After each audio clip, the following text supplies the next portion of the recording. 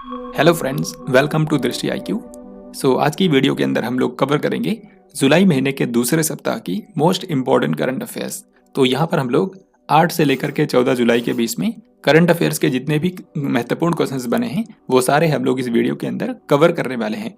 यहाँ पर मैं आपको 8 से 14 जुलाई के बीच में 50 मोस्ट इम्पॉर्टेंट क्वेश्चंस को कराने वाला हूँ। आपको बता दूं कि इससे पहले हम लोगों ने 1 से लेकर के 7 जुलाई तक के जो करंट अफेयर्स है उसको फर्स्ट वीक की वीडियो के अंदर देखा था। अगर आपने उस वीडियो को नहीं देखा है तो इस वीडियो के डिस्क्रिप्शन में आपको उसकी लिंक मिल जाएगी, वहां से आप उसे भी जरूर देखें। तो आज की वीडियो में 8 से लेकर के 14 जुलाई के बीच के सभी मोस्ट इंपॉर्टेंट करंट अफेयर्स के क्वेश्चंस को हम लोग देखने वाले हैं। इसी कारण से ये वीडियो काफ़ी ज़्यादा महत्वपूर्ण है, क्योंकि डायरेक्टली आपकी परीक्षाओं के अंदर यहाँ से क्वेश्चंस देखने को मिलेंगे। तो आपको वीडियो को ध्यानपूर्वक देखना है। चलिए हम लोग शुरू करते हैं।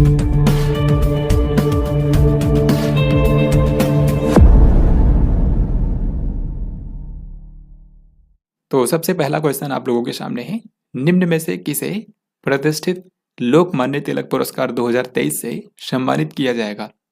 हर एक क्वेश्चन का आंसर आपको पहले खुद से सोचना है, फिर मैं आपको राइट आंसर बताऊंगा। तो बताइए इसका क्या आंसर होगा। इस क्वेश्चन का आंसर होगा ऑप्शन ए, यानी कि नरेंद्र मोदी। भारत के प्रधानमंत्री नरेंद्र मोदी को लोकमान्य तिलक पुरस्कार 2023 से सम्मानित किया जाएगा। ये जो पुरस्कार होता है ये आप नाम से ही समझ सकते हैं कि लोकमान्य बाल गंगाधर तिलक के नाम पर दिया जाता है। तिलक स्मारक ट्रस्ट है जिसके द्वारा यह पुरस्कार दिया जाता है। इनको इनकी लीडरशिप के लिए पुरस्कार दिया जा रहा है। कनाडा ओपन बैडमिंटन टूर्नामेंट 2023 में पुरुष एकल का खिताब किसने जीता है? तो कनाडा ओपन बैडमिंटन टूर्नामेंट हाल ही में हुआ है और इसमें मेंस सिंगल्स का जो इवेंट हुआ था उसको एक भारतीय खिलाड़ी ने जीत लिया है, जिनका नाम है लक्ष्य सेन। ये क्वेश्चन बहुत ही महत्वपूर्ण हो जाता है। लक्ष्य सेन ने कनाडा ओपन 2023 बैडमिंटन टूर्नामेंट में पुरुष एकल का खिताब जीत लिया है। इन्होंने फाइनल में चीन के ली सी फेंग को हराया है। तो इनका नाम उतना महत्वपूर्ण नहीं है, लेकिन लक्ष्य सेन ने जीता है, ये आपको नहीं भूलना है। नेक्स्ट क्वेश्चन डिफेंस सेक्टर से है। यहाँ पर आपसे पूछा गया है कि मलेशिया में हिंदुस्तान एरोनॉटिक्स लिमिटेड के क्षेत्रीय कार्यालय का उद्घाटन किसने किया है? हिंदुस्तान एरोनॉटिक्स लिमिटेड जो कंपनी है ये भारत में रक्षा उपकरण बनाती है और इसका हेडक्वार्टर कहाँ पर है? इसका हेडक्वार्टर बेंगलुरु में है। HAL का हेडक्वार्टर बेंगलुरु के अंदर है और ये भारत में रक्षा उपकरण बनाती है। जैसे कि तेजस जो एयरक्राफ्ट है उसको भी HAL ने ही बनाया था। तो अभी हाल ही में क्या हुआ है, हिंदुस्तान एरोनॉटिक्स लिमिटेड का मलेशिया की राजधानी कोलालमपुर के अंदर एक रीजनल ऑफिस खोला गया है। मलेशिया की राजधानी कुआलालंपुर के अंदर हिंदुस्तान एरोनॉटिक्स लिमिटेड का एक क्षेत्रीय कार्यालय बनाया गया है, जिसका उद्घाटन किया भारत के रक्षा मंत्री राजनाथ सिंह ने। तो इसके लिए इन्होंने मलेशिया को विजिट किया था और वहीं पर इन्होंने इस क्षेत्रीय कार्यालय का उद्घाटन किया है। 8 जुलाई 2023 को प्रधानमंत्री नरेंद्र मोदी ने कौन से स्थान पर रेलवे विनिर्माण इकाई की आधारशिला रखी है? यानी कि आपको बताना है पीएम मोदी ने इनमें से कौन से शहर के अंदर एक रेलवे मैन्युफैक्चरिंग यूनिट की स्थापना की है, जहां पर रेलवे के कोचेस और इंजन बनाए जाएंगे। तो ये जो रेलवे मैन्युफैक्चरिंग यूनिट बनेगी इसको तेलंगाना के काजीपेट के अंदर स्थापित किया जाएगा। करेक्ट आंसर होगा ऑप्शन नंबर डी। ये जो रेलवे मैन्युफैक्चरिंग यूनिट बनाई जाएगी इसको 500 करोड़ रुपए की लागत से बनाया जाएगा। 500 करोड़ रुपए इसमें लागत आएगी इसको बनाने में। साथ ही आपको यह भी याद रखना है कि हाल ही में तेलंगाना के अंदर ही एक और जगह है जिसको बोलते हैं कोंडाकल। ये तेलंगाना के रंगारेड्डी जिले के अंदर पड़ता है और यहाँ पर देश की पहली प्राइवेट रेल कोच फैक्ट्री का निर्माण किया गया है। देश की पहली प्राइवेट रेल कोच फैक्ट्री का निर्माण कहाँ पर किया गया है? तेलंगाना के रंगारेड्डी जिले के कोंडाकल के अंदर। और हाल ही में पीएम मोदी ने ऐसे ही एक रेलवे विनिर्माण इकाई की आधारशिला रखी है, जो कि तेलंगाना के काजीपेट में बनाई जाएगी। फिर अगला सवाल आपके सामने है, जापान भारत समुद्री अभ्यास का 7वां संस्करण जीमैक्स 23 कौन से स्थान पर आयोजित किया गया है? जीमैक्स का मतलब होता है जापान इंडिया मैरीटाइम एक्सरसाइज। तो ये भारत और जापान की नेवी के बीच में होने वाला एक अभ्यास है और अभी इसका 7वां संस्करण हुआ है भारत की मेजबानी में। तो इंडियन नेवी ने इसकी मेजबानी की है और ये कहाँ पर हुआ है? विशाखापत्तनम के अंदर, जो कि पड़ता है आंध्र प्रदेश में। तो सही उत्तर हो जाएगा ऑप्शन नंबर डी। तो इस क्वेश्चन में आपको सिर्फ इतना ही याद रखना है कि जीमैक्स 23 कहाँ पर हुआ है? विशाखापत्तनम के अंदर। ये भारत और जापान की नेवी के बीच में होता है। प्रत्येक वर्ष विश्व जनसंख्या दिवस कब मनाया जाता है? विश्व जनसंख्या दिवस यानी कि वर्ल्ड पॉपुलेशन डे ये हर साल होता है 11 जुलाई के दिन। सो करेक्ट आंसर होगा ऑप्शन नंबर बी। इस बार की थीम क्या है ये भी आपसे पूछ सकते हैं। वर्ल्ड पॉपुलेशन डे 2023 की थीम रखी गई है unleashing the power of gender equality, यानी कि लैंगिक समानता की शक्ति को उजागर करना। Unleashing the power of gender equality. निम्न में से किस भारतीय ने ब्रिटिश राष्ट्रीय पुरस्कारों में सर्वश्रेष्ठ निर्देशक का पुरस्कार जीता है? तो ब्रिटिश नेशनल अवार्ड्स हाल ही में अनाउंस किए गए हैं। ये ब्रिटेन के अंदर दिए जाते हैं और इसमें बेस्ट डायरेक्टर का अवार्ड दिया गया है एक भारतीय निर्देशक को जिनका नाम है शेखर कपूर। तो हमारा उत्तर हो जाएगा यहाँ पर ऑप्शन नंबर सी, क्योंकि इनकी एक फिल्म है जिसका नाम है what's love got to do with it.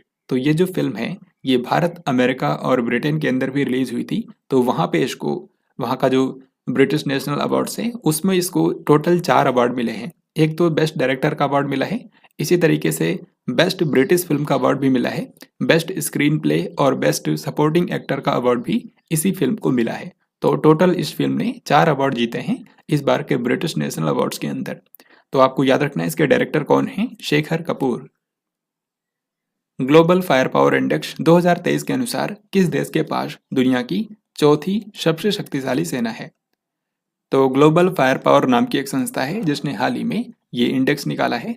इसमें क्या होता है, दुनिया भर की जो पावरफुल मिलिट्री है उसके आधार पर रैंक किया जाता है कंट्रीज को।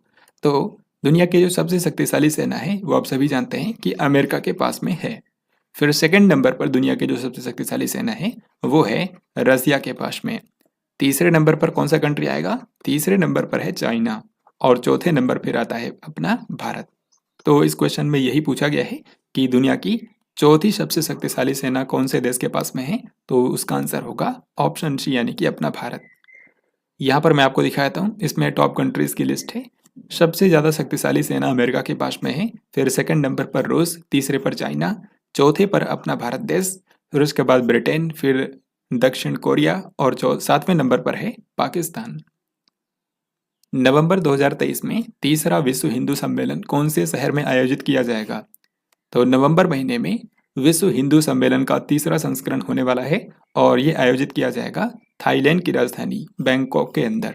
तो यहाँ पर हमारा आंसर हो जाएगा ऑप्शन नंबर बी। यहाँ पर आप देख सकते हैं वर्ल्ड हिंदू कांग्रेस का जो अगला संस्करण यानी कि तीसरा संस्करण होने वाला है ये 24 से लेकर के 26 नवंबर के बीच में थाईलैंड की राजधानी बैंकॉक में आयोजित किया जाएगा। तो इसमें दुनिया भर के अलग अलग देशों के, भारत के भी जो हिंदू समुदाय के लोग हैं वो इसमें पार्टिसिपेट करेंगे। हाल ही में अटल इनोवेशन मिशन ने किस कंपनी के सहयोग से एटीएल इंडस्ट्री विजिट पहल की शुरुआत की है?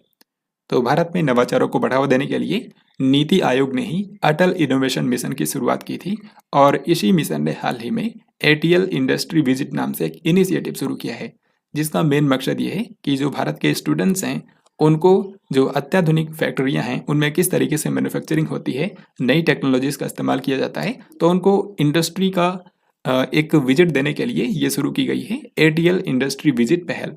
तो इसको बायर नाम की संस्था के सहयोग से शुरू किया गया है। तो हमारा आंसर हो जाएगा ऑप्शन नंबर ए। तो हाल ही में बायर नाम की संस्था और जो अटल इनोवेशन मिशन है दोनों ने समझौता किया है।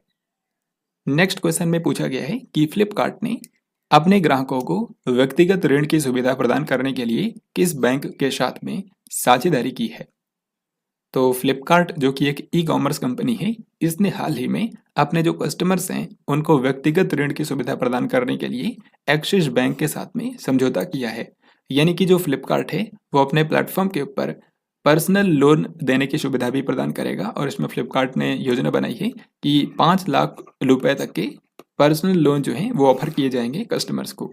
तो 5 लाख रुपए का पर्सनल लोन जो है वो फ्लिपकार्ट के जरिए लिया जा सकता है।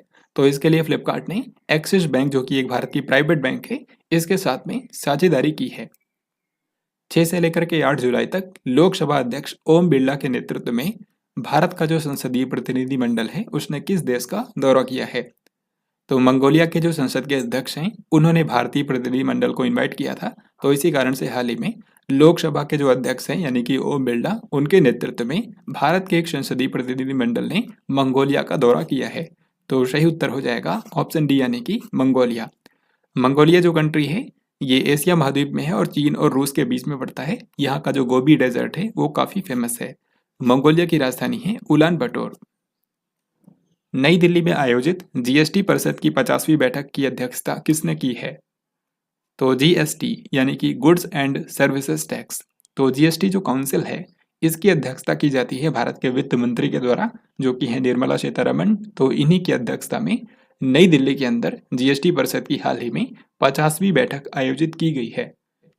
इस बैठक के दौरान वित्त मंत्री निर्मला सीतारमण ने अनाउंस किया है कि जो कैंसर की दवाइयां हैं, इसी तरीके से दूसरी जो असाधारण रोग हैं, उनकी बीमारियों के इलाज के लिए जो दवाइयां इस्तेमाल की जाती हैं उन पर जीएसटी नहीं लगेगा। इसी तरीके से एक और डिसीजन लिया गया है कि ऑनलाइन गेम्स, कैसीनो और हॉर्स रेसिंग, इन तीनों एक्टिविटीज पर 28% का जीएसटी लिया जाएगा। 28% जीएसटी लगेगा कैसीनो, ऑनलाइन गेम्स और हॉर्स रेसिंग पर। तो ये चीज़ें आपको याद रखनी है। यहाँ पर देखिए अगला क्वेश्चन यही मैंने आपसे पूछा है कि जीएसटी परिषद की 50वीं बैठक में ऑनलाइन गेमिंग पर कितने परसेंट कर लगाने का निर्णय लिया गया है? तो ऑनलाइन गेमिंग, कैसीनो और हॉर्स रेसिंग पर कितने परसेंट जीएसटी लगेगा? 28%। तो यहाँ पर आंसर है ऑप्शन नंबर ए। तो यहाँ पर आप देख सकते हैं जीएसटी परिषद की 50वीं मीटिंग ने ये कुछ रिकमेंडेशंस किए हैं, जैसे कि कैसीनो, हॉर्स रेसिंग और ऑनलाइन गेमिंग पर 28% का जीएसटी लगाया जाएगा। इसके अलावा ये जो 4 प्रोडक्ट्स हैं इन पर पहले जीएसटी ज़्यादा था, लेकिन अब इसको कम करके 5% कर दिया गया है, जैसे कि uncooked, unfried and extruded snack pellets, fish soluble paste, LD slag और इमिटेशन जरी थ्रेड और यार्न। तो ये जो चारों उत्पाद हैं इनके ऊपर 5% जीएसटी अब से लगेगा। भारत के पहले क्षेत्रीय एआई न्यूज एंकर का क्या नाम है? यानी कि आपको यहाँ पर यह बताना है कि वो कौन सा न्यूज या आर्टिफिशियल बेस्ड न्यूज एंकर है जो कि क्षेत्रीय भाषा में न्यूज को पढ़ता है। तो इसका नाम है लीसा। सो हमारा आंसर हो जाएगा ऑप्शन नंबर ए। तो लीसा नाम का ये जो रीजनल एआई न्यूज एंकर है, ये कौन सी रीजनल लैंग्वेज में न्यूज को पढ़ता है? वो लैंग्वेज है ओडिया, क्योंकि हाल ही में जो ओडिशा टीवी है उसी के द्वारा इसको शुरू किया गया है। तो इसका नाम लीसा है, ये आपको ध्यान रखना है। निम्न में से किस राज्य या फिर केंद्र शासित प्रदेश की सरकार ने मोबाइल दोस्त नाम से एक ऐप लॉन्च किया है? तो मोबाइल दोस्त नाम का ये जो ऐप आप देख रहे हैं इसको लॉन्च किया है जम्मू कश्मीर की सरकार ने। तो इस एप्लीकेशन का मेन उद्देश्य क्या है कि जम्मू कश्मीर के जो नागरिक हैं वो मोबाइल ऐप के जरिए ही जो उनको सरकार के द्वारा सुविधाएं उपलब्ध कराई गई हैं वो उनको एक्सेस कर सके। तो जम्मू कश्मीर ने मोबाइल दोस्त नाम का एक ऐप लॉन्च किया है। मानसिक संकट से जूझ रहे लोगों के लिए भारत का पहला टेली मानस चैटबॉट कहां पर लॉन्च किया गया है? तो टेली मानस नाम का चैटबॉट भी जम्मू कश्मीर सरकार ने ही लॉन्च किया है। जम्मू कश्मीर के जो उपराज्यपाल हैं मनोज सिन्हा, उन्होंने ही हाल ही में इसकी शुरुआत की है। तो ये चैटबॉट क्या करेगा? जो भी लोग मानसिक संकट से जूझ रहे हैं उनको मानसिक संकट का सामना करने में ये हेल्प करेगा। तो इस चैटबॉट का नाम क्या है? टेली मानस। ये आपको याद रखना है, इसको जम्मू कश्मीर ने शुरू किया है। विदेश मंत्री डॉक्टर एस जयशंकर ने 5 से लेकर के 8 जुलाई तक किस देश की आधिकारिक यात्रा की है? तो भारत के जो विदेश मंत्री हैं डॉक्टर एस जयशंकर, वो हाल ही में तंजानिया की यात्रा पर गए हुए थे, जो कि अफ्रीका महाद्वीप का एक देश है। अफ्रीका के पूर्वी हिस्से में ये पड़ता है और यहाँ पर हाल ही में भारत के विदेश मंत्री डॉक्टर एस जयशंकर ने विजिट किया है। तंजानिया का एक शहर है जिसका नाम है जंजीबार। तो यहाँ पे भी विदेश मंत्री डॉक्टर एस जयशंकर ने विजिट किया। और ये जो शहर है ये क्यों न्यूज़ में था? क्योंकि यहाँ पर भारत के बाहर पहला आईआईटी परिसर स्थापित किया जाएगा। तो देश के बाहर पहला आईआईटी परिसर कहाँ पर स्थापित किया जाएगा? तंजानिया के जंजीबार शहर के अंदर। और यहीं पर हाल ही में विदेश मंत्री डॉक्टर एस जयशंकर ने विजिट किया था और इनकी और जो तंजानिया के राष्ट्रपति हैं दोनों लोगों की उपस्थिति में एक समझौते पर हस्ताक्षर किए गए हैं, जिसके जरिए तंजानिया के जंजीबार में आईआईटी परिसर स्थापित किया जाएगा। और ये परिसर कौन स्थापित करेगा? जो आईआईटी मद्रास है, आईआईटी मद्रास जो कि तमिलनाडु में है, उसी का एक जो परिसर है वो तंजानिया के जंजीबार में स्थापित किया जाएगा। तो इसी कारण से आईआईटी मद्रास ने भारत के शिक्षा मंत्रालय ने और तंजानिया के शिक्षा मंत्रालय ने हाल ही में समझौता किया है। विदेश मंत्री ने तंजानिया के एक और महत्वपूर्ण शहर को विजिट किया जिसका नाम है दार एस सलाम, और ये तंजानिया का सबसे बड़ा शहर है दार एस सलाम। यहाँ पे इन्होंने स्वामी विवेकानंद जी की एक स्टैचू का अनावरण किया है। स्वामी विवेकानंद जी की एक स्टैचू का अनावरण किया गया है दार एस सलाम में, जो कि तंजानिया का सबसे बड़ा शहर है। तंजानिया की राजधानी क्या है? यहाँ की राजधानी डोडोमा है और यहाँ की करेंसी है सेलिंग। तो ये सारी बातें आपको तंजानिया के बारे में याद रखनी है। यहाँ पे देखिए नेक्स्ट क्वेश्चन में यही आपसे पूछ लिया गया है कि भारत के बाहर पहला आईआईटी कैंपस कौन से देश में स्थापित किया जाएगा? तो अब इसका आंसर आप इजिली कर सकते हैं। देश के बाहर पहला आईआईटी कैंपस ओपन किया जाएगा तंजानिया के अंदर। तंजानिया में भी कहाँ पर? तो जंजीबार के अंदर, तंजानिया के जंजीबार में। यहाँ पे आईआईटी मद्रास का पहला विदेशी परिसर स्थापित किया जाएगा और इसके लिए हाल ही में भारत और तंजानिया के बीच में एक समझौता भी हो चुका है। आईआईटी की पहली महिला डायरेक्टर के रूप में किसे नियुक्त किया गया है? ये क्वेश्चन भी रिलेटेड है क्योंकि मैंने आपको बताया जंजीबार के अंदर जो आईआईटी मद्रास का पहला परिसर बनाया जा रहा है उसी की डायरेक्टर के रूप में एक महिला को नियुक्त कर दिया गया है और ये आईआईटी की पहली महिला डायरेक्टर बनी है। तो इनका नाम क्या है? इनका नाम है प्रीति अगलायम।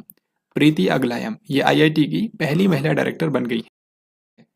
निम्न में से किस बांग्लादेशी क्रिकेट कप्तान ने अंतर्राष्ट्रीय क्रिकेट से संन्यास की घोषणा कर दी है? तो बांग्लादेश की ओडीआई टीम के जो कैप्टन हैं यानी कि तमीम इकबाल, इन्होंने हाल ही में अंतर्राष्ट्रीय क्रिकेट से संन्यास ले लिया है। तो सही उत्तर होगा ऑप्शन सी। 30 और 31 अगस्त को भारत अफ्रीका अंतर्राष्ट्रीय बाजरा सम्मेलन की सह मेजबानी भारत और कौन सा देश करेगा? तो भारत और अफ्रीकी देशों के बीच में बाजरा को बढ़ावा देने के लिए, बाजरा के उपभोग को बढ़ावा देने के लिए भारत अफ्रीका अंतर्राष्ट्रीय बाजरा सम्मेलन होने वाला है। तो इस सम्मेलन की मेजबानी एक तो भारत करेगा और दूसरा केन्या करेगा, अफ्रीकी देश केन्या। तो इस तरीके से यहाँ पर हमारा आंसर हो जाएगा ऑप्शन नंबर बी। केन्या भी पूर्वी अफ्रीका का एक देश है और यहाँ की राजधानी है नैरोबी। नैरोबी शहर काफ़ी महत्वपूर्ण है क्योंकि यहाँ पे एक अंतर्राष्ट्रीय संस्था का हेडक्वार्टर भी है जिसको बोलते हैं यूनाइटेड नेशन एनवायरमेंटल प्रोग्राम। संयुक्त राष्ट्र पर्यावरण कार्यक्रम का मुख्यालय केन्या की राजधानी नैरोबी के अंदर ही है। तो केन्या में यहाँ पर भारत अफ्रीका अंतर्राष्ट्रीय बाजरा सम्मेलन जो है वो 30 और 31 अगस्त को भारत और केन्या की मेजबानी में किया जाएगा। 34वें अंतर्राष्ट्रीय जीव विज्ञान ओलंपियाड में भारत ने कितने गोल्ड मेडल जीते हैं? इंटरनेशनल बायोलॉजी ओलंपियाड का हाल ही में आयोजन किया गया था। ये छात्रों को प्रोत्साहित करने के लिए आयोजित किया जाता है। तो हाल ही में ये यूएई के अंदर आयोजित किया गया था। ये जो ओलंपियाड है ये कहाँ पर हुआ है? यूएई के अंदर। तो इसमें भारत ने टोटल 4 गोल्ड मेडल जीते हैं जो हमारा आंसर होगा ऑप्शन नंबर ए। भारत के जिन लोगों ने ये अवार्ड जीते हैं, जिन छात्रों ने, उनके नाम हैं ध्रुव आडवाणी, ईशान पेडनेकर, मेघ छाबड़ा और रोहित पांडा। तो इन्हीं चारों विद्यार्थियों ने यहाँ पर गोल्ड मेडल जीता है। बहुआयामी गरीबी सूचकांक यानी कि मल्टी डायमेंशनल पॉवर्टी इंडेक्स के अनुसार भारत ने पिछले 15 सालों में कितने लोगों को गरीबी से बाहर निकाला है? तो ये जो वैश्विक बहुआयामी गरीबी सूचकांक है यानी कि global multi dimensional poverty index 2023, इसको जारी किया है यूनाइटेड नेशन डेवलपमेंट प्रोग्राम ने। यूनाइटेड नेशन डेवलपमेंट प्रोग्राम जिसका मुख्यालय न्यूयॉर्क में है। तो इसी ने हाल ही में global multi dimensional poverty index को जारी किया है जो कि पूरी दुनिया में गरीबी का आकलन करता है। और इसमें बताया गया है कि जो भारत है, भारत ने पिछले 15 सालों में लगभग 415 मिलियन लोगों को गरीबी से बाहर निकाला है। 415 मिलियन यानी कि 41.5 करोड़ लोगों को। तो करेक्ट आंसर हो जाएगा ऑप्शन नंबर डी।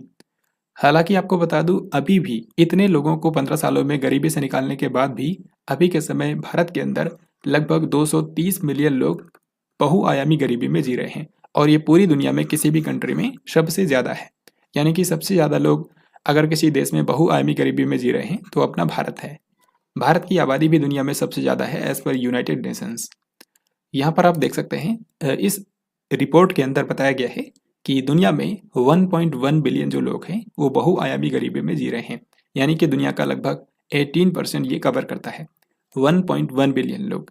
भारत में ये आंकड़ा 230 मिलियन है, यानी कि भारत में अभी 230 मिलियन लोग गरीबी में जी रहे हैं। हालांकि पिछले 15 सालों की बात करें तो पिछले 15 सालों में भारत ने 415 मिलियन लोगों को गरीबी से बाहर निकाला भी है। तो ये जो 3 डेटा है ये आपको जरूर से जरूर याद रखना है। भारत में अगर हम राज्यों की बात करें तो भारत में जो सबसे गरीब राज्य है वो है बिहार। बिहार राज्य जो है वो भारत में सबसे गरीब राज्य है, वो इसी रिपोर्ट के अंदर बताया गया है। 11 जुलाई 2023 से भारत ने किस देश के साथ में भारतीय रुपए में द्विपक्षीय व्यापार शुरू किया है? तो इंडियन रुपीस में द्विपक्षीय व्यापार शुरू किया है भारत ने पड़ोसी देश बांग्लादेश के साथ में। तो यहाँ पर सही उत्तर होगा ऑप्शन नंबर डी, यानी कि भारत और बांग्लादेश के बीच में जो द्विपक्षीय व्यापार होता है वो अब अमेरिकी डॉलर के अलावा इंडियन रुपीस में भी किया जा सकता है। वैसे बांग्लादेश जो है वो पहला कंट्री नहीं है, ये दुनिया का 19वां देश बना है जिसके साथ में भारत ने इस तरीके से भारतीय रुपए में द्विपक्षीय व्यापार की शुरुआत की है। बांग्लादेश की अगर हम बात करें तो यहाँ की राजधानी है ढाका, बांग्लादेश की करेंसी है टका और यहाँ की जो प्रधानमंत्री है उनका नाम है शेख हसीना। 11 और 12 जुलाई को छठा भारत अरब साझेदारी सम्मेलन 2023 कहाँ पर आयोजित किया गया है? तो भारत और अरब देशों के बीच में जो साझेदारी सम्मेलन होता है, जो पार्टनरशिप कॉन्फ्रेंस होता है, उसका छठा संस्करण हाल ही में आयोजित किया गया है। तो इसमें भारत और अरब देशों के जो नेता हैं वो आए हुए थे। ये सम्मेलन हुआ है नई दिल्ली के अंदर। सो करेक्ट आंसर होगा ऑप्शन नंबर सी। हाल ही में सरकार ने किस तारीख से बनने वाले ट्रकों के केबिन में वातानुकूलन प्रणाली अनिवार्य बनाने की अधिसूचना का मसौदा जारी किया है? तो इस क्वेश्चन का मतलब क्या है? यहाँ पे क्या हुआ है, हाल ही में सरकार ने एक ड्राफ्ट नोटिफिकेशन जारी किया है जिसके तहत 1 जनवरी 2025 से भारत में जो नए बनने वाले ट्रक होंगे उनके केबिन के अंदर एयर कंडीशनिंग सिस्टम अनिवार्य कर दिया जाएगा। यानी कि ट्रकों के अंदर जो ड्राइवर के लिए केबिन होती है उसमें एयर कंडीशनिंग लगाना अनिवार्य कर दिया जाएगा 1 जनवरी 2025 से। ऐसा इसलिए किया जा रहा है ताकि जो ड्राइवर हैं, जो वाहन चालक हैं, वो आरामदायक स्थिति में अपना काम कर सकें, यानी कि वाहन को चला सकें, ताकि रोड पर एक्सीडेंट्स भी ना हो। तो 1 जनवरी 2025 से ये अनिवार्य किया जाएगा। सो हमारा आंसर है ऑप्शन नंबर सी। जैसा कि मैंने आपको बताया अभी इसके लिए सिर्फ ड्राफ्ट जारी हुआ है, तो जितने भी हितधारक हैं इससे रिलेटेड उनको 30 दिनों का टाइम दिया गया है कि वो इस पर अपना सुझाव दे सकते हैं। एक चीज़ और यहाँ पर आपको याद रखनी है कि ये कौन कैटेगरी के ट्रकों के लिए लागू होगा। तो N2 और N3 कैटेगरी के जो वाहन हैं उन्हीं के लिए ये अनिवार्य होगा। N2 और N3 ये चीज़ भी आपको याद रखनी है। N2 जो वाहन होते हैं उनको 3 टन तक का माल ढोने के लिए इस्तेमाल किया जाता है, जबकि N3 को 12 टन तक के लिए इस्तेमाल किया जाता है। विश्व युवा तीरंदाजी चैंपियनशिप की रिकर्व श्रेणी में स्वर्ण पदक जीतने वाले पहले भारतीय पुरुष तीरंदाज कौन बन गए हैं? तो स्पोर्ट करंट अफेयर्स का काफी महत्वपूर्ण क्वेश्चन है। पहले हम लोग इससे रिलेटेड कुछ मेन बातें जानते हैं, फिर हम इस क्वेश्चन पर आएंगे। तो हाल ही में क्या हुआ है, विश्व युवा तीरंदाजी चैंपियनशिप 2023 का आयोजन किया गया है, यानी कि वर्ल्ड आर्चरी यूथ चैंपियनशिप 2023। तो ये चैंपियनशिप सबसे पहली बात कहाँ पर हुई है? तो आयरलैंड के लिमरिक शहर में हुई है। यहाँ पर आप इसके लोगों में भी देख सकते हैं।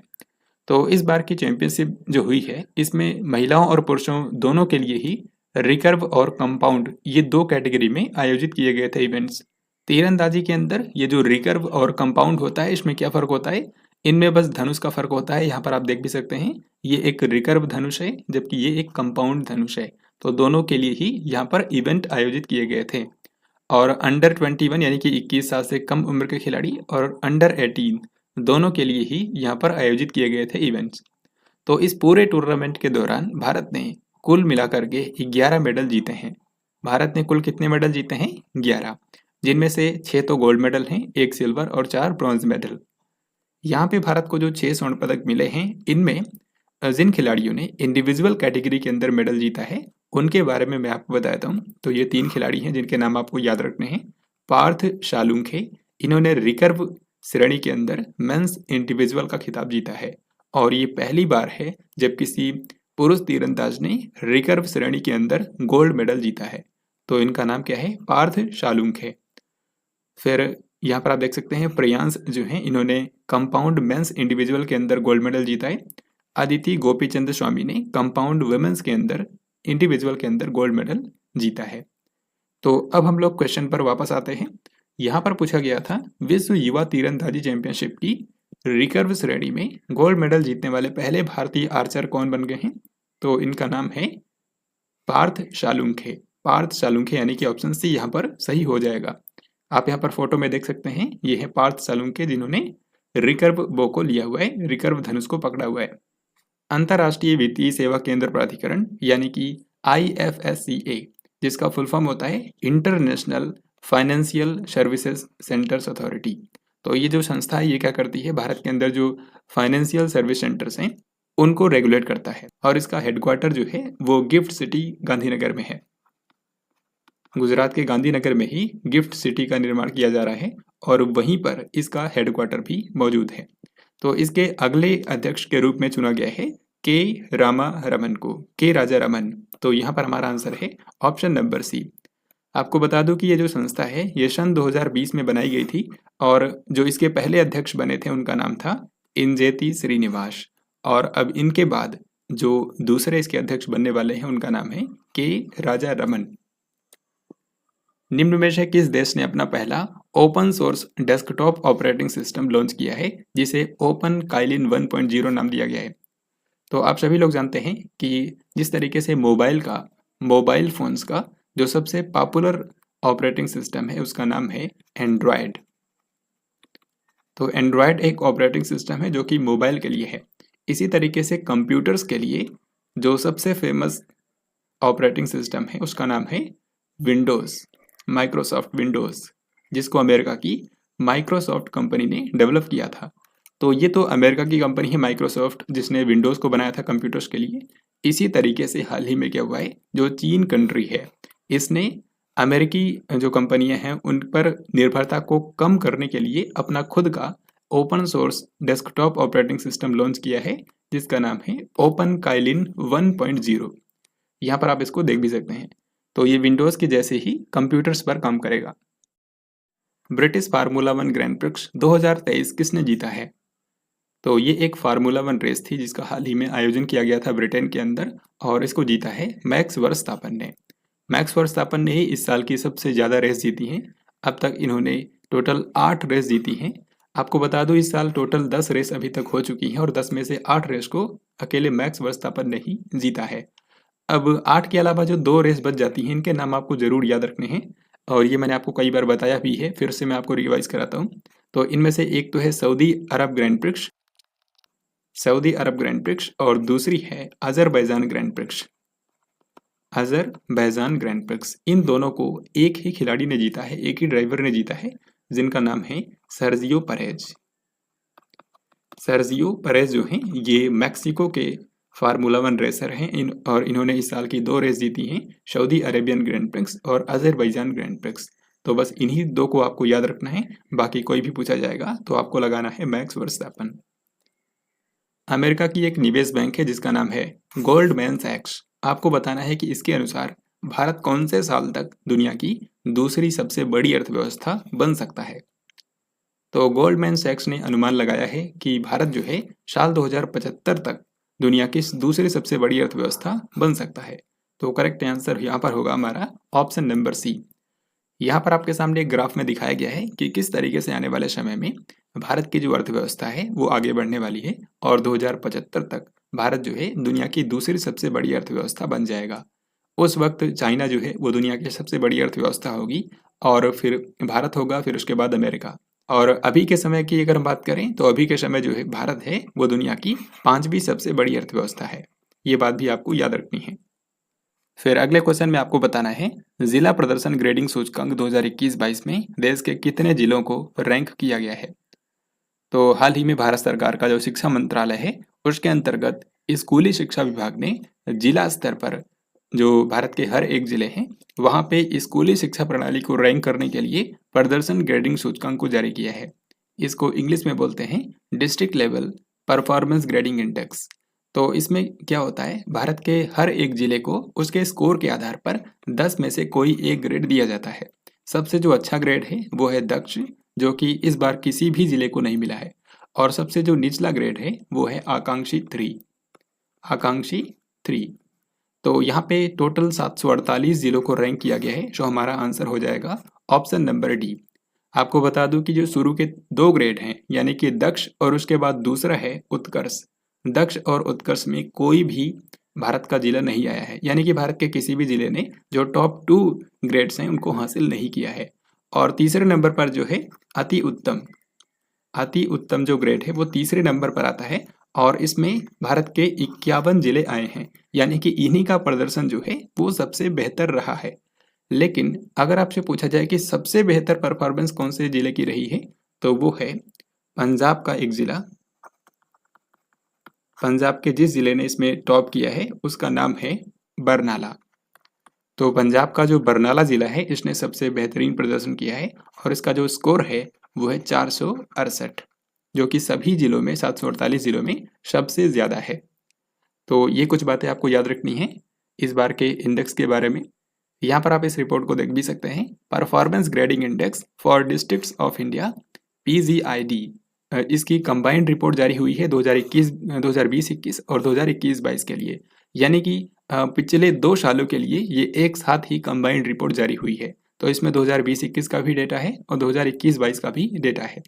2021-22 के बारे में आपको मैंने बता दिया है और 2020-21 के बारे में अगर हम बात करें तो यहाँ पे भी वही सिनेरियो है, यानी कि पहले 2 जो ग्रेड है उनमें कोई भी जिला शामिल नहीं हुआ है। तीसरा ग्रेड जो होता है अति उत्तम, उसमें 124 जिले आए हैं। यहाँ पर भी आप इसको देख सकते हैं, 124 जिले 2020-21 में, और 2021-22 में मैंने आपको 51 बताया था। तो ये जो 124 आए हैं जिनका स्कोर सबसे बेहतर रहा था 2020-21 में, उनमें भी सबसे अच्छा स्कोर किसका था? तो सबसे अच्छा स्कोर 2 जिलों का था। एक तो कोल्लम जिला जो कि केरल में है, और दूसरा वो भी केरल के अंदर ही है, तिरुवनंतपुरम, जो कि केरल की कैपिटल भी है। तो इन दोनों का स्कोर जो है वो सबसे बेहतर था, क्योंकि इनका स्कोर 476 था। तो बस आपको इतना ही आपको इस इंडेक्स के बारे में याद रखना है। हाल ही में भारत और किस देश ने अवैध और खतरनाक दवाओं के अंतर्राष्ट्रीय शिपमेंट को रोकने के लिए ऑपरेशन ब्रॉडर स्वॉर्ड चलाया है? तो ऑपरेशन ब्रॉडर स्वॉर्ड को चलाया है भारत और अमेरिका ने मिलकर के। सो यहाँ पर आंसर होगा ऑप्शन नंबर डी। यहाँ पे आपको बता दूं कि ये जो ऑपरेशन है ये पिछले महीने यानी कि जून महीने के अंदर आयोजित किया गया था, और इसका मेन मकसद था कि भारत से अमेरिका में जो अवैध पदार्थों का अंतर्राष्ट्रीय शिपमेंट जा रहा है उसको रोकना। तो इस ऑपरेशन के दौरान लगभग 500 से भी ज़्यादा शिपमेंट्स को अमेरिका के अंदर कंज्यूमर्स तक पहुंचने से रोक दिया गया। तो ये काफ़ी महत्वपूर्ण था, operation broader sword. Next question है, केर पूजा नाम का जो त्यौहार है ये कौन से राज्य के अंदर मनाया जाता है? तो केर पूजा नाम का फेस्टिवल जो है ये त्रिपुरा राज्य के अंदर मनाया जाता है। त्रिपुरा में आपने खर्ची पूजा का नाम जरूर सुना होगा। जो खर्ची पूजा है ये त्यौहार मनाया जाता है त्रिपुरा राज्य के अंदर, और खर्ची पूजा के 14 दिन बाद केर पूजा नाम का त्यौहार भी मनाया जाता है त्रिपुरा में ही। तो आंसर होगा ऑप्शन ए। जून 2023 के लिए ICC men's player of the month किसे घोषित किया गया है? जून महीने के लिए ICC men's player of the month के विजेता बने हैं वनिंदु हसरंगा, जो कि श्रीलंका के एक स्पिनर हैं।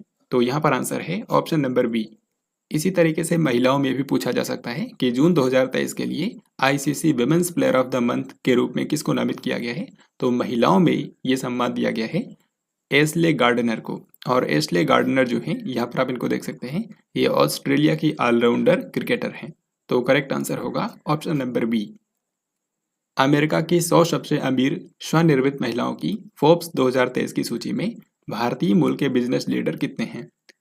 तो हाल ही में फोर्ब्स मैगजीन ने अमेरिका की 100 रिचेस्ट सेल्फ मेड वुमेन की लिस्ट जारी की है, और इस पूरी लिस्ट के अंदर भारतीय मूल की 4 महिलाएं शामिल हुई है।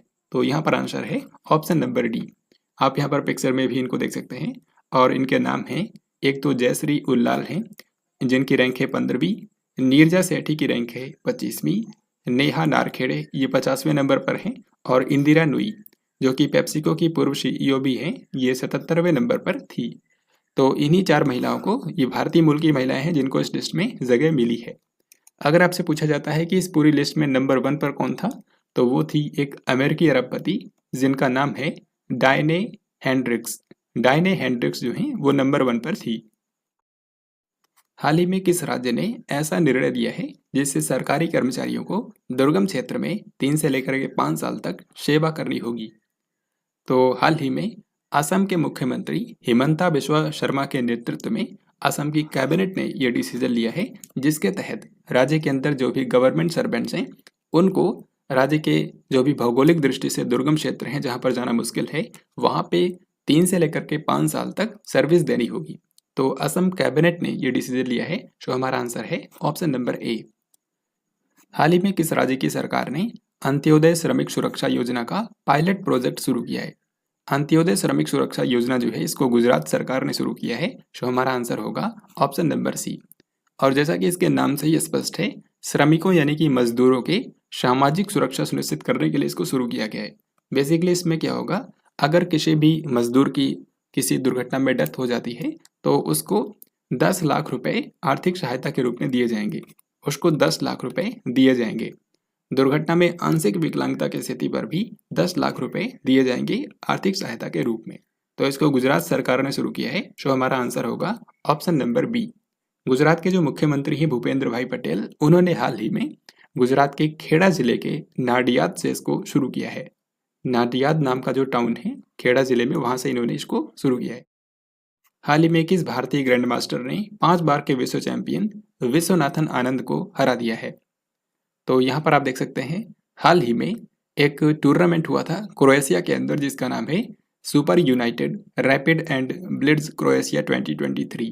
तो ये शतरंज यानी कि चेस का एक टूर्नामेंट था और इसमें एक मैच में भारत के 2 खिलाड़ियों के बीच में ये मैच हुआ। एक तो आप जानते हैं विश्वनाथन आनंद और दूसरे हैं गुकेश डी। तो भारत के ही दोनों खिलाड़ियों के बीच में ये टूर्नामेंट हुआ था और गुकेश डी जो हैं उन्होंने इस टूर्नामेंट को जीत लिया।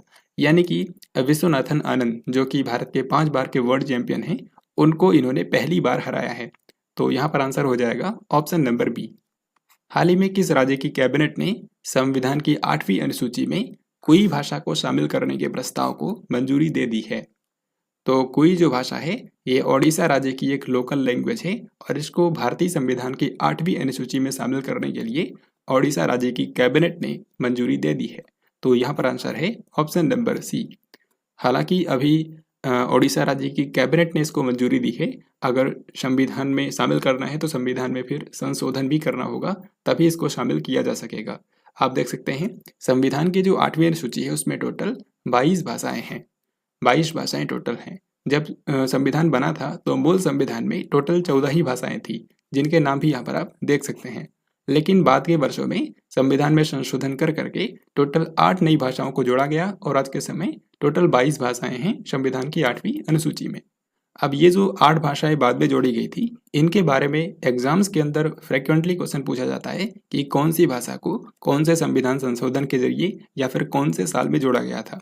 तो ये सभी मैंने आपको यहाँ पर एक साथ ही प्रोवाइड कर दिया है ताकि आप इसको आसानी से याद रख पाएँ। तो 21वां संविधान संशोधन 1967 में हुआ था और इसके जरिए सिंधी भाषा को संविधान की 8वीं अनुसूची में शामिल कर लिया गया।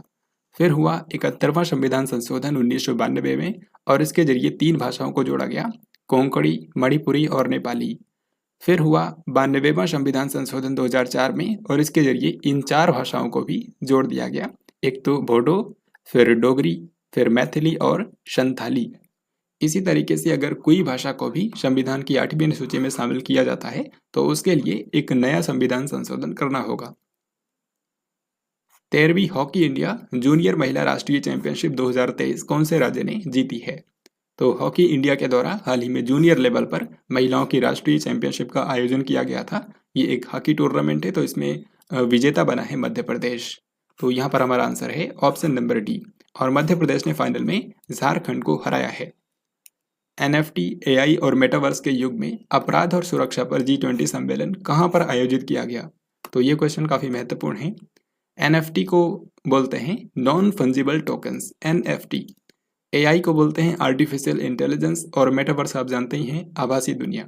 तो NFT, AI और मेटावर्स इन सब टेक्नोलॉजीज के इस नए युग में अपराध और सुरक्षा को लेकर भी काफ़ी ज़्यादा खतरा उत्पन्न हो गया है, जिसके चलते हाल ही में एक सम्मेलन हुआ है अपराध और सुरक्षा पर G20 सम्मेलन। अपराध और सुरक्षा पर G20 सम्मेलन, और ये कहाँ पर आयोजित किया गया है? ये आयोजित किया गया है हरियाणा के गुरुग्राम में। तो यहाँ पर हमारा करेक्ट आंसर हो जाएगा option number B. Gurugram Haryana में ये सम्मेलन हुआ है और इसका उद्घाटन किया था भारत के गृह मंत्री अमित शाह ने। आप जानते हैं कि 2023 के अंदर G20 की अध्यक्षता जो है वो भारत के पास है, इसी कारण से भारत की मेजबानी में ये आयोजित किया गया। भारतीय स्टेट बैंक के नए मुख्य वित्तीय अधिकारी के रूप में किसे नियुक्त किया गया है? तो भारतीय स्टेट बैंक जो कि भारत का एक सरकारी बैंक है, इसके नए चीफ फाइनेंशियल ऑफिसर के रूप में नियुक्त किया गया है कामेश्वर राव कोडबंती को। कामेश्वर राव कोडबंती। और भारतीय स्टेट बैंक के इस समय अध्यक्ष कौन है? अध्यक्ष का नाम है दिनेश कुमार खारा। दिनेश कुमार खारा। घाना में भारत के अगले उच्चायुक्त के रूप में किसे नियुक्त किया गया है? तो घाना जो कि अफ्रीका महाद्वीप का एक देश है, यहाँ पर भारत के अगले जो हाई कमिश्नर होंगे उनका नाम है मनीष गुप्ता। तो मनीष गुप्ता को घाना कंट्री के अंदर भारत का अगला उच्चायुक्त बनाया गया है। इसी तरीके से यहाँ पर जो ऑप्शन डी में लिखा है पी के अशोक बाबू, इनका नाम भी आपको याद रखना है क्योंकि इनको वेनेजुएला देश के अंदर भारत का नया राजदूत बनाया गया है। समुद्री क्षेत्र को मजबूत करने के लिए सागर संपर्क नामक differential global navigation satellite system का उद्घाटन किसने किया है? तो सागर संपर्क नामक जो differential global navigation satellite system है, इसका हाल ही में उद्घाटन किया है भारत के जो बंदरगाह, पोत परिवहन और जलमार्ग मंत्री सर्बानंद सोनोवाल ने। तो यहाँ पर सही उत्तर है option number D. Maritime sector को मजबूत बनाने के लिए सागर संपर्क नामक ये जो differential global navigation satellite system बनाया गया है, इसको भारत में ही स्वदेशी रूप से विकसित किया गया है। ये जो सर्विस है ये नाविकों को सुरक्षित नेविगेशन में हेल्प करेगी और इससे जहाज़ों की सुरक्षित और कुशल आवाजाही हो सकेगी। तो इसको आपको याद रखना है, भारत के सर्बानंद सोनोवाल जो कि केंद्रीय मंत्री, इन्होंने लॉन्च किया है। Next question and very important. 14 जुलाई को प्रधानमंत्री नरेंद्र मोदी किस शहर में आयोजित बेस्टिल डे परेड में मुख्य अतिथि के रूप में शामिल हुए? तो बेस्टिल डे परेड कहाँ पर होता है? एक्चुअल में जो फ्रांस कंट्री है, फ्रांस का जो राष्ट्रीय दिवस होता है वो हर साल 14 जुलाई को मनाया जाता है और इसी को बेस्टिल दिवस भी बोला जाता है। फ्रांस का जो राष्ट्रीय दिवस है उसको बेस्टिल दिवस भी बोला जाता है और ये हर साल 14 जुलाई को फ्रांस में मनाया जाता है। तो इसी अवसर पर फ्रांस की राजधानी पेरिस में बेस्टिल डे परेड का आयोजन किया जाता है जो कि एक आकर्षण होता है। तो बेस्टिल डे परेड इस बार की जो हुई है उसमें चीफ गेस्ट के रूप में फ्रांस के जो राष्ट्रपति हैं इमैनुअल मैक्रोन, उन्होंने भारत के प्रधानमंत्री नरेंद्र मोदी को इन्वाइट किया था। तो पीएम मोदी ने इसके लिए वहाँ पे विजिट किया फ्रांस में और पेरिस के अंदर बेस्टिल डे परेड में एज ए चीफ गेस्ट हिस्सा लिया। तो यहाँ पर आंसर हो जाएगा ऑप्शन नंबर बी। फिर अगला क्वेश्चन भी इससे रिलेटेड है। आपसे पूछा गया है कि 14 जुलाई 2023 को किस देश में आयोजित बेस्टिल डे परेड के अंदर भारतीय त्रिसेवा दल ने भाग लिया, यानी कि भारत की तीनों सेनाओं के दल ने बेस्टिल डे परेड के अंदर कौन से देश में हिस्सा लिया है? फ्रांस के अंदर। तो यहाँ पर आंसर हो गया ऑप्शन नंबर बी। तो आपको ध्यान रखना है कि बेस्टिल डे परेड 2023 में जहाँ पर पीएम मोदी ने भी हिस्सा लिया था, वहाँ पर भारत की तीनों सेनाओं के दल ने भी पार्टिसिपेट किया है। 14 जुलाई 2023 को किस देश ने प्रधानमंत्री नरेंद्र मोदी को the Grand Cross of the Legion of the Honour से सम्मानित किया है? The Grand Cross of the Legion of the Honour जो है ये फ्रांस का सर्वोच्च नागरिक और सर्वोच्च सैनिक सम्मान है। ये हाल ही में दिया गया है भारत के प्रधानमंत्री नरेंद्र मोदी को। तो यहाँ पर सही उत्तर हो जाएगा ऑप्शन नंबर बी, यानी कि फ्रांस। फिर ये क्वेश्चन आज की वीडियो का सबसे महत्वपूर्ण क्वेश्चन है और ये इस वीडियो का लास्ट क्वेश्चन भी है। आपको यहाँ पर बताना है कि 14 जुलाई 2023 को इसरो ने किस प्रक्षेपण यान से चंद्रयान 3 को सफलतापूर्वक प्रक्षेपित किया है? तो भारत की जो स्पेस एजेंसी है इसरो, उसने 14 जुलाई 2023 को चंद्रयान 3 मिशन को लॉन्च किया है जो कि चंद्रमा पर भारत का तीसरा मून मिशन है। चंद्रमा के अध्ययन के लिए भारत का ये तीसरा मिशन है। इससे पहले चंद्रयान 1 सन 2008 में लॉन्च हुआ था, फिर चंद्रयान 2 2019 में लॉन्च हुआ था। यहाँ पर मैं लिख भी देता हूँ, चंद्रयान 1 सन 2008 में लॉन्च हुआ था और अभी चंद्रयान 2 जो है वो 2019 में लॉन्च हुआ था और अब चंद्रयान 3 जो है उसको 2023 के अंदर 14 जुलाई को लॉन्च कर दिया गया है। तो इसके लिए कौन सा रॉकेट इस्तेमाल किया गया? उस रॉकेट का नाम है LVM-3M4। ये भारत का सबसे पावरफुल रॉकेट है और इसी के जरिए चंद्रयान 3 को सफलतापूर्वक लॉन्च कर दिया गया है। यहाँ पर आप देख सकते हैं हाल ही में चंद्रयान 3 मिशन को श्रीहरिकोटा में जो सतीश धवन स्पेस सेंटर है वहाँ से लॉन्च किया गया है 14 जुलाई को। चंद्रयान 3 मिशन के 3 मेन ऑब्जेक्टिव्स हैं। सबसे पहला है to demonstrate safe and soft landing on the surface of moon, यानी कि चंद्रमा की सतह पर सुरक्षित और सॉफ्ट लैंडिंग करना है। और आपको यहाँ पर एक चीज़ और बता दूं कि चंद्रमा का जो दक्षिणी ध्रुव है, साउथ पोल जो है, वहाँ पे भारत का जो चंद्रयान 3 का लैंडर है वो लैंड करेगा। दूसरा है to demonstrate rover operations on the moon, यानी कि चंद्रमा की सतह पर रोवर को चलाने का परीक्षण करना है। जैसा कि मैंने आपको बताया, इसमें एक लैंडर जाएगा और लैंडर के साथ में एक रोवर भी उसी के अंदर भेजा गया है। लैंडर का नाम है विक्रम लैंडर और जो रोवर अंदर है उसका नाम है प्रज्ञान रोवर, उसका नाम है प्रज्ञान। तो प्रज्ञान जो रोवर है उसको चंद्रमा की सतह पर चलाना है, इसका परीक्षण भी करना है और इसी रोवर के जरिए फिर जो डेटा है वो इकट्ठा किया जाएगा और फिर उस पर रिसर्च की जाएगी। तो अगला यही है, यहाँ पर आप देख सकते हैं, to conduct in situ scientific experiments on the lunar surface, यानी कि प्रज्ञान रोवर के द्वारा जो डेटा इकट्ठा किया जाएगा उसका अध्ययन किया जाएगा और साइंटिफिक एक्सपेरिमेंट्स चंद्रमा के सरफेस पर ही किए जाएंगे। तो ये आप लोगों को याद रखना है, ये 3 मेन ऑब्जेक्टिव्स हैं चंद्रयान 3 के। तो अभी जुलाई 14 को तो इसको लॉन्च किया गया है और ये चंद्रमा की ऑर्बिट में कब पहुंचेगा? 5 अगस्त को। 5 अगस्त को ये चंद्रमा की ऑर्बिट में पहुंच जाएगा और फिर ये चंद्रमा का ही चक्कर लगाता रहेगा। यहाँ पर आप इसकी बात देख सकते हैं किस तरीके से ये मिशन आगे बढ़ने वाला है।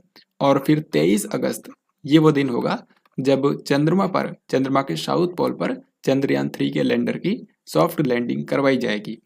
तो यही दिन जो है वो सबसे महत्वपूर्ण इस मिशन में रहने वाला है, क्योंकि जो पिछला मिशन था चंद्रयान 2 उसमें सॉफ्ट लैंडिंग नहीं हो पाई थी लैंडर की और वो क्रैश हो गया था।